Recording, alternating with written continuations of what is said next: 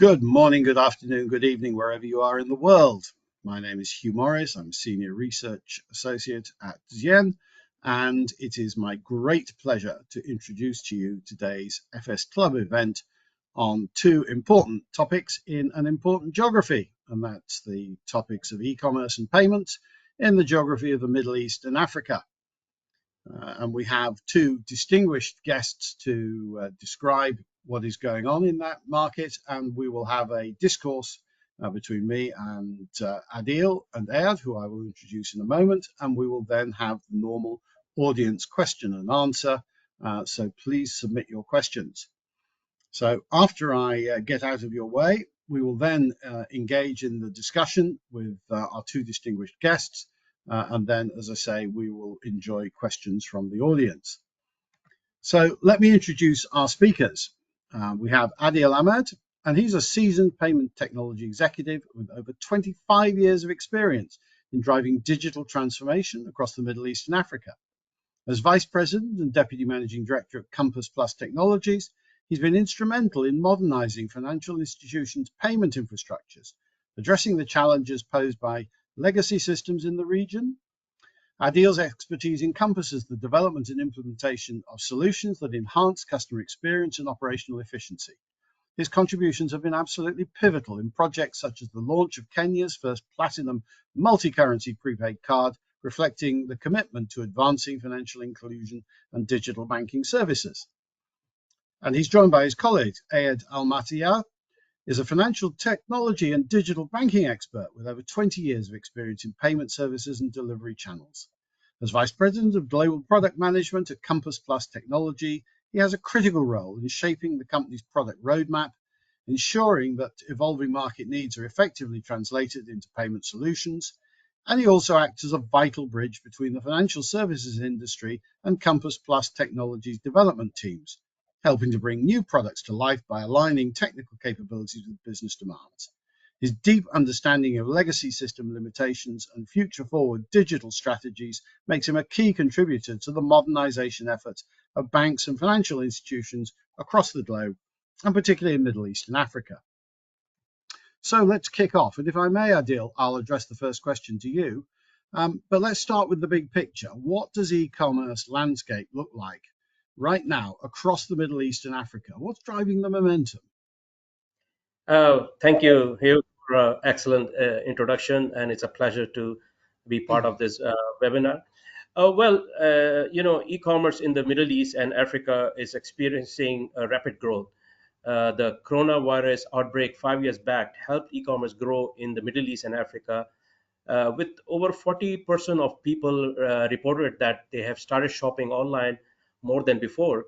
It is predicted that e-commerce market in the Middle East is expected to grow by about 23% each year for next 5 years, projected to reach around 120 billion in revenue in US dollars. The e-commerce landscape in the Middle East is changing quickly because of few key factors. One of the key factors is definitely a cultural shift.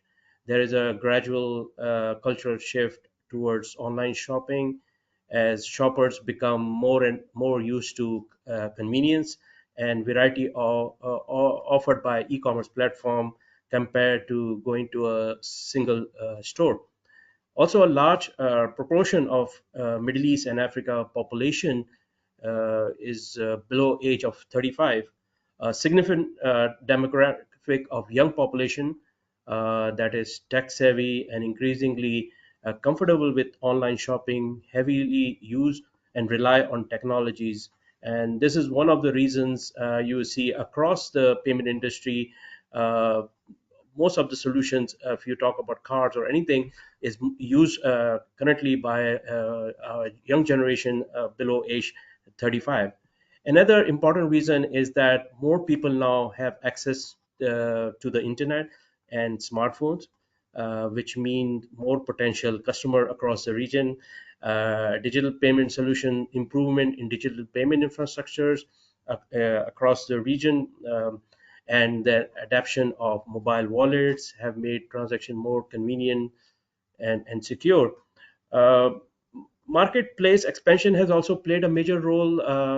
If you look at international e-commerce giants like Amazon, and local players like in each country, such as Noon in UAE and Saudi Arabia, or Jumia in Nigeria, have expanded their operation, offering a wide range of product and services. Also, a major role played by some local government. Was one of the key reasons. If you see how fast e-commerce have grown in this part of the world, where the government have actively supported e-commerce growth through regulatory frameworks and incentives. Many governments have invested in expanding internet access, mobile networks, especially in the remote areas, make it easier for people to go online and shop.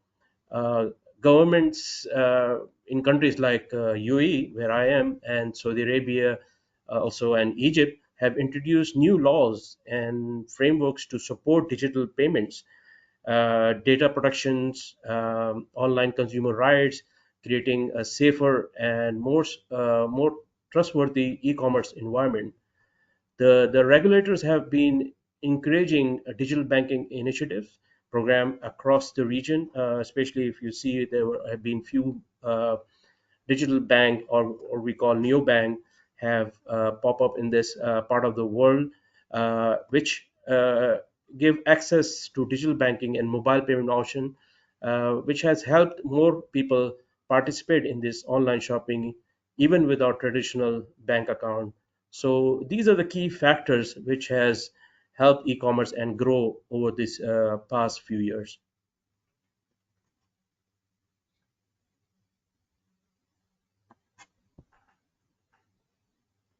Hello. You are on mute, you. Sorry, I thought I Apologies. I thought I Oh lost. no, my apologies. So I was just saying that turning now to AAD, yeah, Adil very cogently described this fantastic growth. But what are the real levers for innovation in this space? I mean, where do you see the most exciting opportunities emerging for both merchants and financial institutions? How's it going to develop? Yeah, thank you for having me. In fact, the momentum we're seeing isn't just about volume. We all see a huge growth in the volume of e-commerce transactions year after year, but um, the momentum is about how payments are becoming more intelligent, more embedded, and responsive to customer expectations. Innovation, as I said, there are several fronts. If we start with the embedded payments are turning non, traditionally non-payment players in like marketplaces, like telecommunication companies, mobile operators, logistic platforms.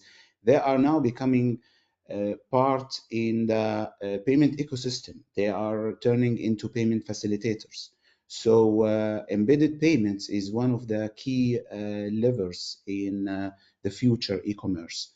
Now we see, like, if we look at e-commerce from different direction or dimension, APIs now, they are becoming a must in any e-commerce platform.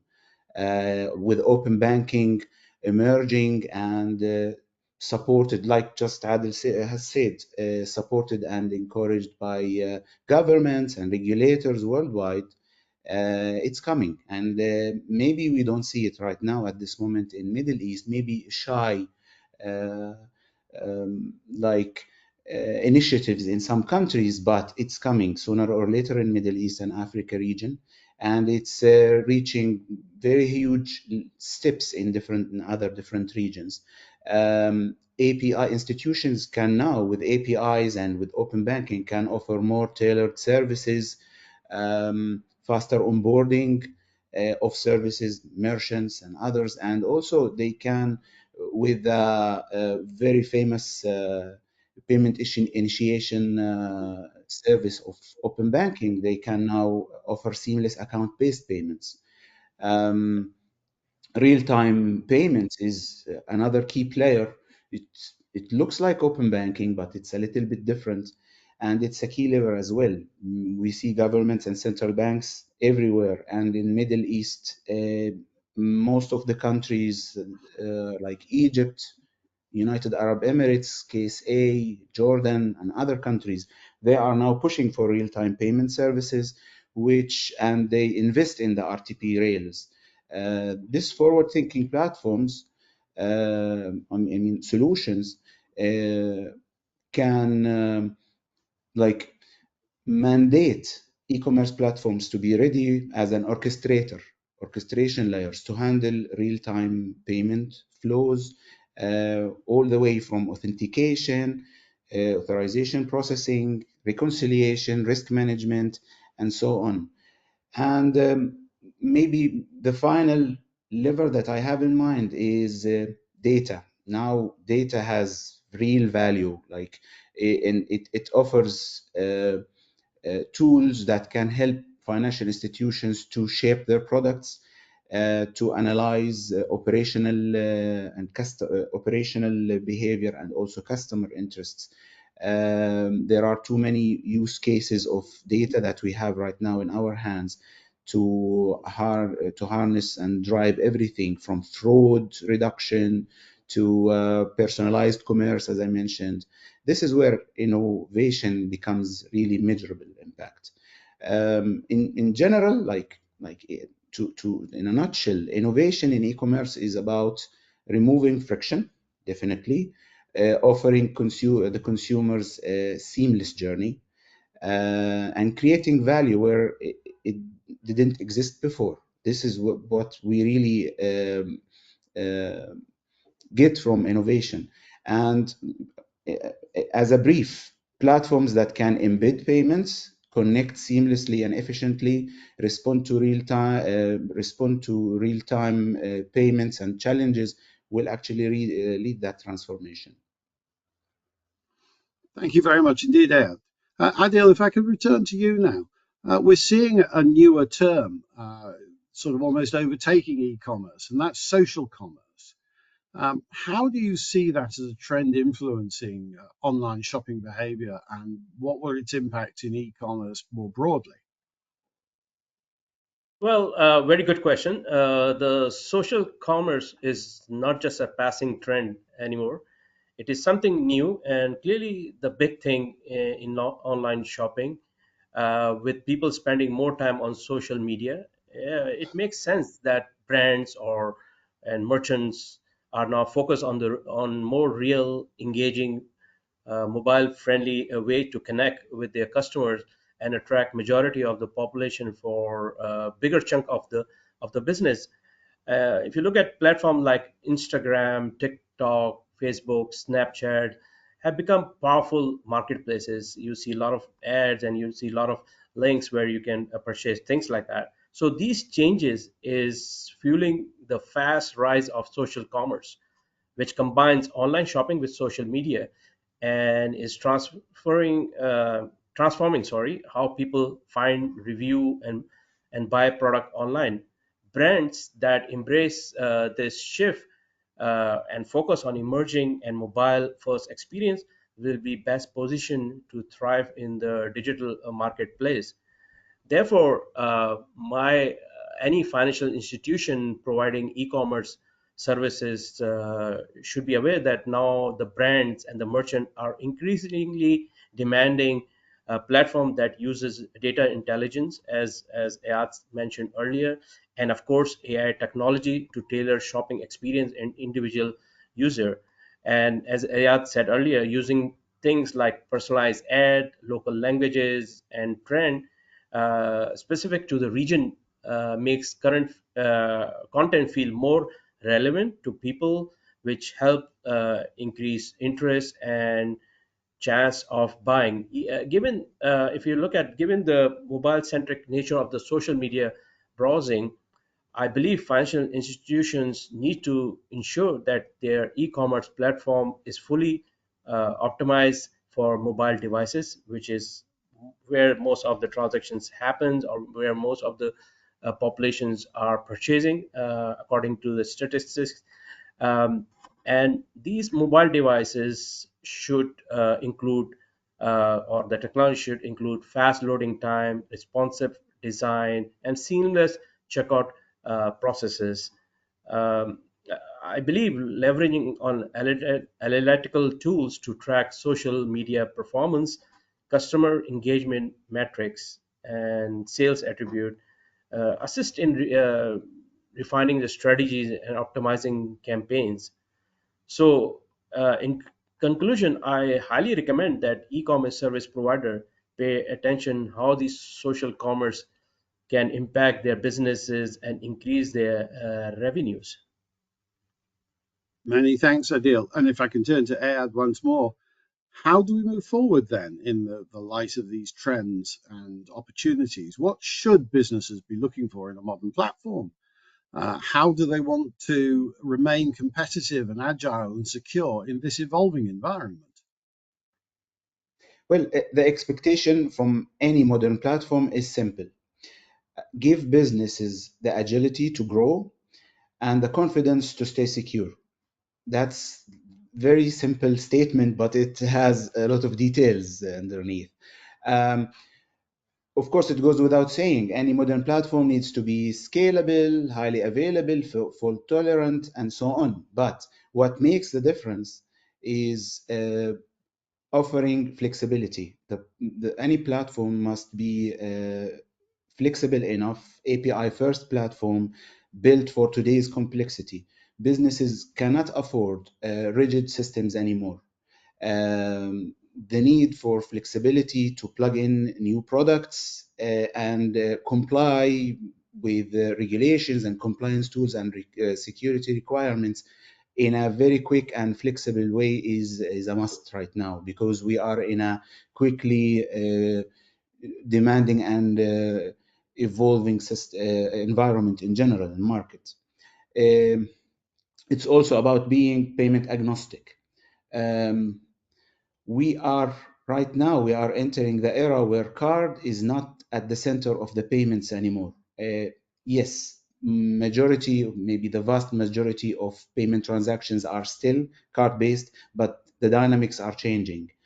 Strong platforms should support not only cards but account-based payments, wallets, buy now pay later, even crypto when crypto is allowed. And the key is not only to be able to support these payment methods, but also to be able to orchestrate all of that under one roof. Because each of these payment methods has its own specific requirements to daily operate. Each payment method had its own restrictions, has its own way to end the day, reconciliation, chargebacks, and so on. So any modern platform must be ready for that. Um, of course, security and compliance, this is unnegotiable, and it's a vital in the backbone of any successful payments and in the successful payment industry in general. This means native support for modern security features. Start with tokenization, of course, 3D Secure version 2.3, FIDO, the fast identity online technology, which is currently becoming really a must. We can talk about it later maybe. And card on file, because it's becoming also for recurring payments. It's a must right now to have a platform that's ready with all these features under its built. It also means offering really handy tools like hosted payment pages to enable merchants who doesn't have an e-commerce platform to actually offer their services on their websites. Merchant portals for the merchants. Merchant portal now is becoming like the mobile or internet banking for normal retail consumers. So merchant portal now is the mobile banking of merchants and SMEs.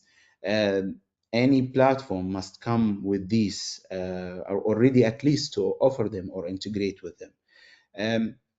In brief, it's about giving businesses control, not just the infrastructure, and the agility to adapt to market trends and demands without compromising security of the payment or complicating their operations. That's any modern platform has to offer at this moment. Thank you very much indeed, Ayad.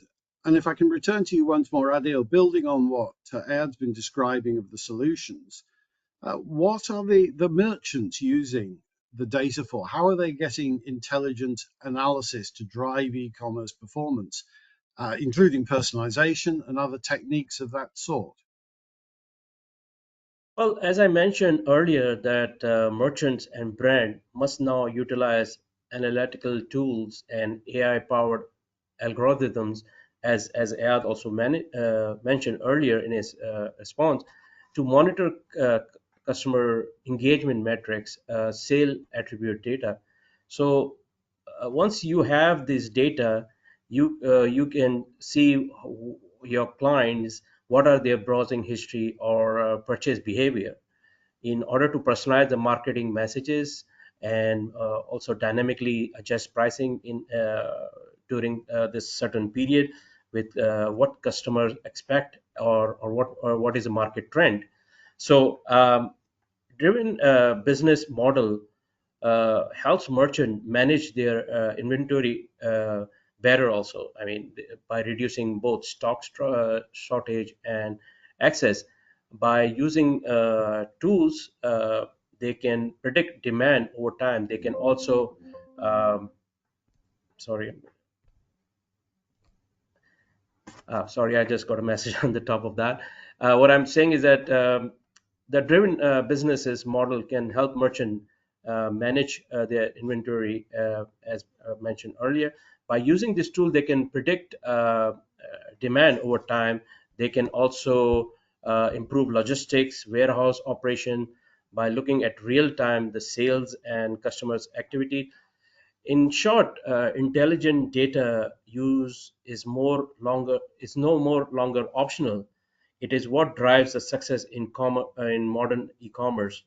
Those who use it well are not just staying in business; they are growing and increasing their profit. And we have seen uh, the financial institutions, or any people who are trying to implement new payment gateway, they have to have these kind of tools enabled to attract more, not only more clients, merchants and brand owners, but also the end user customers. So if they are able to meet exactly what, when I come for browsing and I know exactly what I have been looking or through my browsing history and things like that, and I see those kind of ads, it helps to increase their business.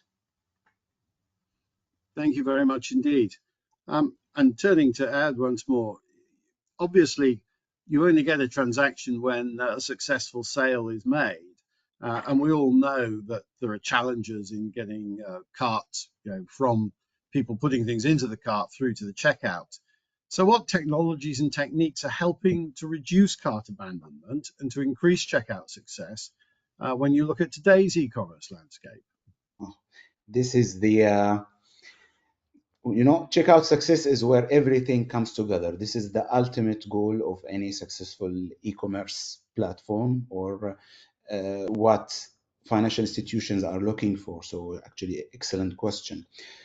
Well, user experience, utilizing user experience, technology, and risk management should work together to ensure an increase or increasing success rate, or reducing abandonment or drop-offs.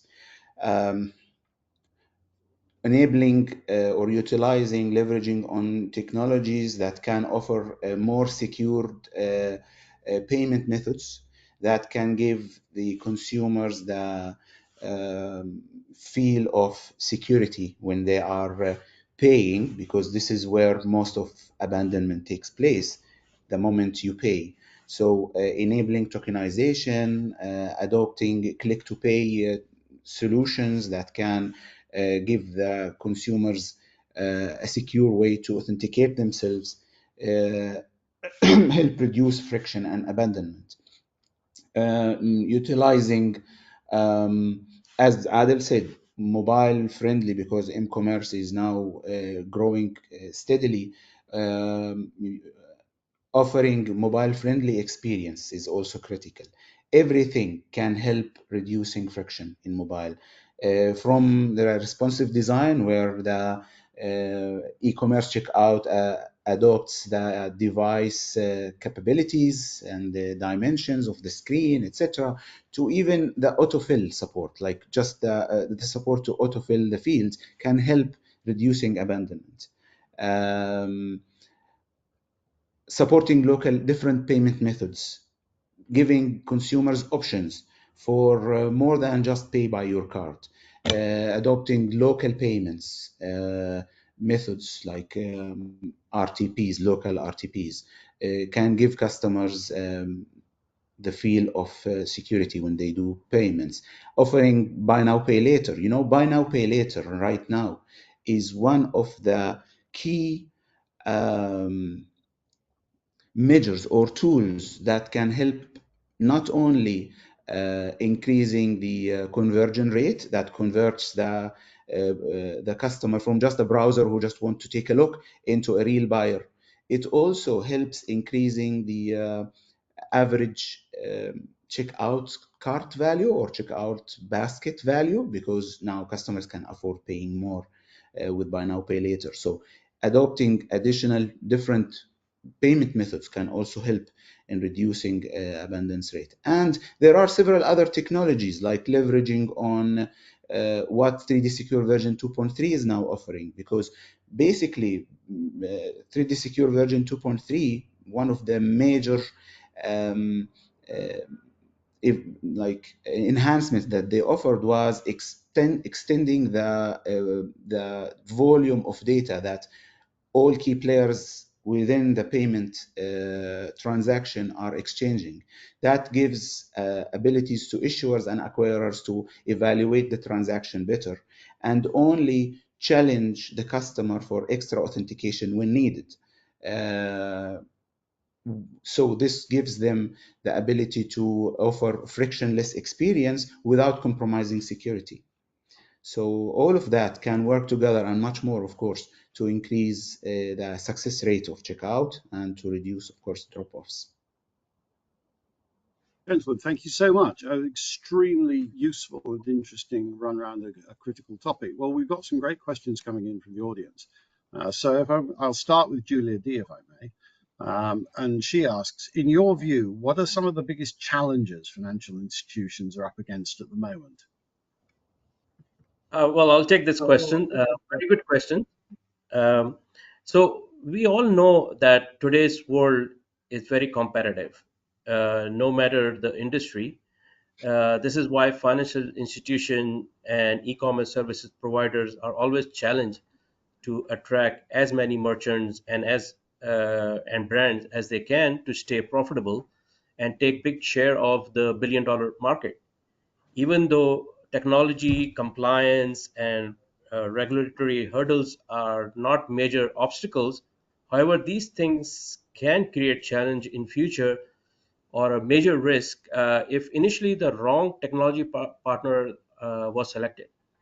Choosing a technology platform that lacked a robust, scalable features or failed to offer flexibility to the financial institution or easily integrated platform can hinder growth. Today, forward thinking financial institutions are seeking greater control over their platform and functionality, making vendor selection a critical strategy decision to avoid future challenge. So the main point here is that if you do not make initial mistake by going with the wrong technology partner, because you have to look up 5 years ahead, and selecting a vendor that does not lock you as a client, so you are able, financial institutions are able to do a lot of system configuration themselves, uh, define new fraud rules by themselves, and and and speed to market is also one of the very big things, because if they are let's say for new example, a new payment method has come in, or whether they want to define a new fraud rule, they should be able to do it without going back to the vendor or waiting for him to provide these patches. So as far as this is concerned, right now the challenge, as long as the technology platform is one of the innovative solution, then the challenges are reduced and only are dependent on their business challenges, like getting more merchants, getting more customers at the end of the day. Super, thank you. We have a great question from Rob Piggott, and he asks, what do you think are the most critical considerations for a mobile-first commerce strategy?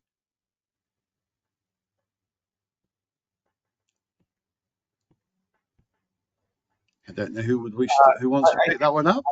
No. Actually, I just mentioned that first of all, the mobile commerce is increasing widely and rapidly, and especially young generations are always tending to go with mobile commerce and browsing like e-commerce platforms through mobiles, and leveraging on mobile capabilities is and utilizing what the mobile can offer is a key factor for any successful mobile commerce platforms.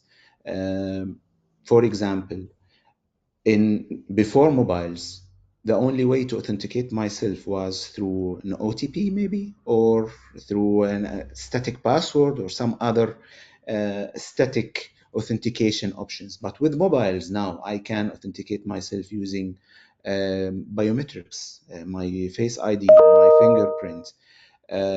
Mobile can be also can offer with 3D Secure version 2.3 can offer additional source of data to authenticate. So I can do binding of the customer and the device. So if the issuer can now check what device is being used to run this transaction, and if the device is not the one that I know of as an issuer, I will at least request more challenges to authenticate the customer.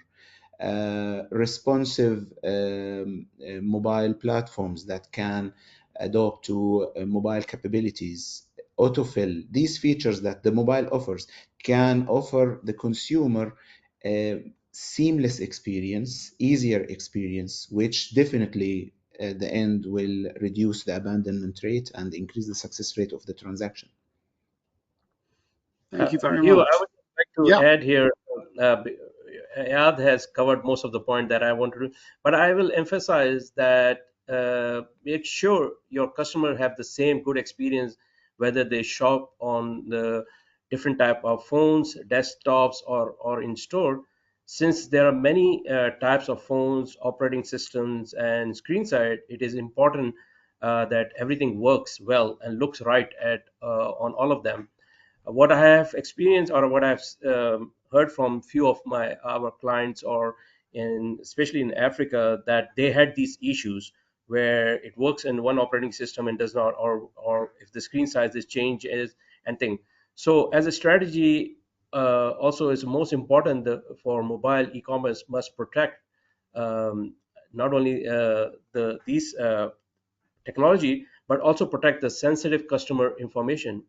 Implementing strong security while keeping the experience smooth should be also a critical consideration for mobile commerce strategy.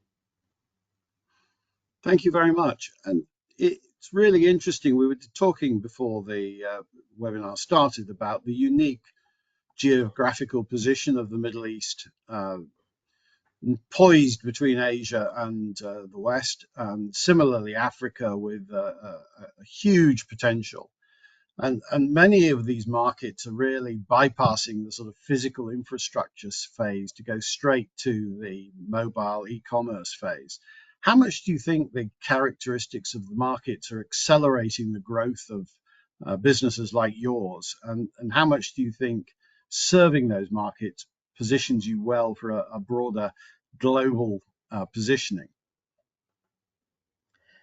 First, business, I believe, we are very much prepared as organizations.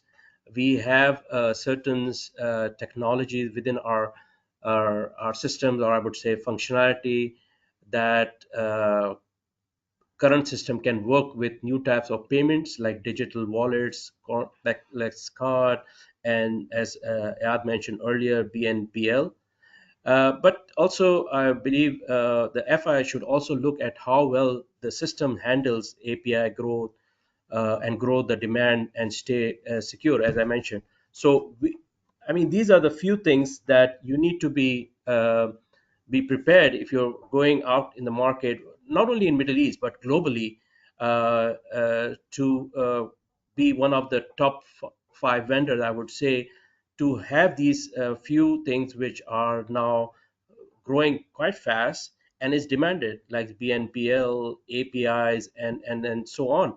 At the same time, uh, FI needs to make sure their platform follow the latest rule and regulation, like PCI, DSS, PSDC, and so on, and understand how new risk of fraud that might come with these payment types. And again, this is not only for FI but also for the technology providers. It is important to create for both a vendor and a service e-commerce service provider to create a step-by-step plan to add new payment options over time.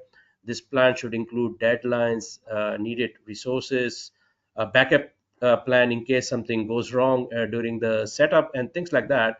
To make all this easier, service providers should work with the tech partner that support modern tools like tokenizations, API, cloud technology, and proven fraud prevention system. Ayad, would you like to add something on what I already said? Well, yeah, you covered, I think, pretty much everything. It's always, honestly speaking, it's always about readiness in both, as an institution to be ready to this transition, because you are not only investing in a platform. The platform is very important. Without it, you don't have the engine, but also you need to adapt your operations, your operators, the business developers who design the products. Everybody should start thinking in a different way, taking in mind that e-commerce volumes is growing steadily and rapidly year after year, and they need to make sure the platform itself is ready to offer what they need in terms of capabilities and flexibility to adapt to the market trend and actually even shape the market, their local market as well. Well, I've got a very good follow-up question from Julie D saying you mentioned BNPL and Adil mentioned it again now. It's really taken off lately. What should e-commerce businesses watch out for as they jump onto this trend? Yeah. Well, buy now, pay later, if I may answer this question. I mentioned before, buy now, pay later is um, a very powerful tool. It's proven that it's a very powerful tool to increase the conversion rate and reduce the abandonment rate, and to also increase the value of the checkout cart. But we need to understand that buy now, pay later is not part of e-commerce. It's a separate product. It's a separate product on its own. But the DNA of buy now, pay later, it's like compatible with e-commerce. It's like they meant to be together and they work together.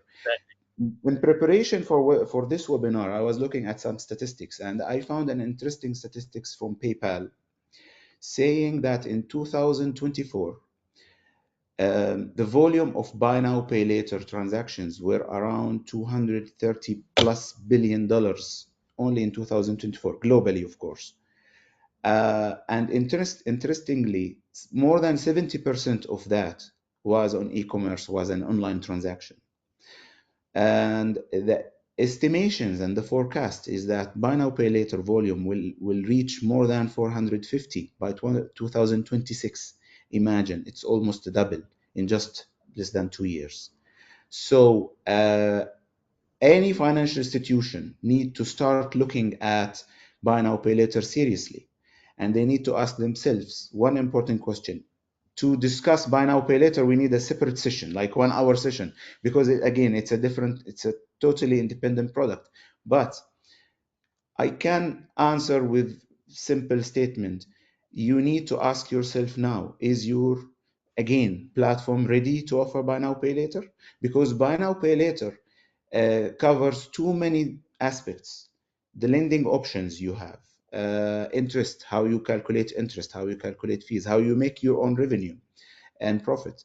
Um, you need to look for delinquency management, collection, compliance with the regulations, credit scoring. So it is a product on its own.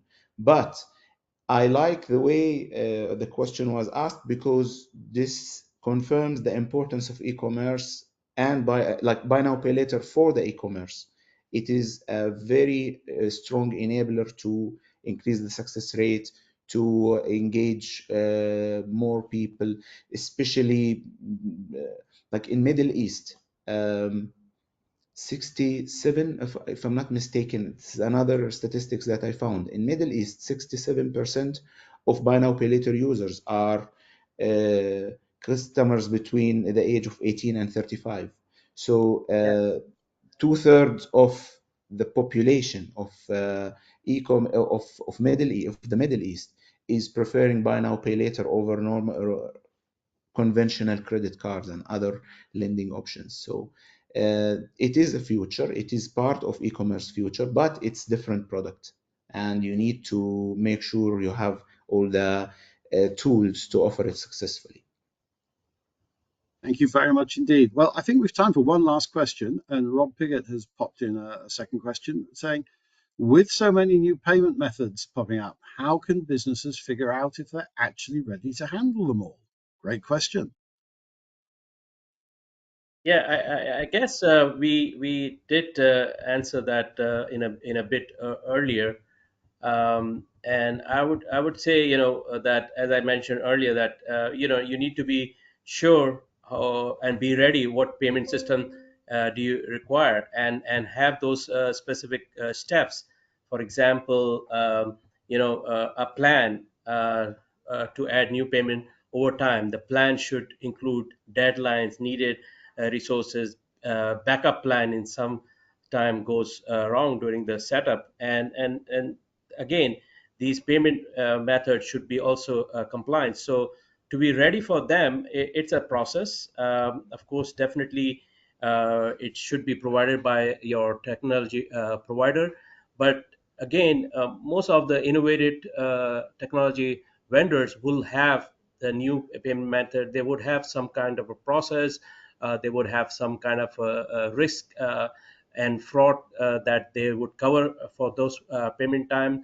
So talking to your technology provider, discussing your requirements would really help for you to plan and to have them, because again, as I mentioned earlier, you have to have a very concrete plan. And if for some reason it does not work, or for some reason you do not have the right strategy to basically put in this payment types in the market, then it can also reflect your reputation. So at the end of the day, please have your this kind of a discussion with your vendor technology. They are your partners, and we have introduced a few new payment schemes and payment types in Africa, and we do have a methodology to introduce, and these are the things that we advise our uh, clients to be have a head start. And I think Ayat can add on top of this, because he had some experience, a first-hand experience, being in a technology and that field. Yeah, Well, I think I have nothing to add more than what Adil has said, so I totally agree with him. Okay. super. Well, Gentlemen, thank you so much for an extremely interesting exposition, and thank you very much for taking questions from the audience. A fascinating subject in a fascinating part of the world. And my thanks to the audience for attending, and I wish everybody a good rest of the day, rest of the evening, wherever you may be in the world.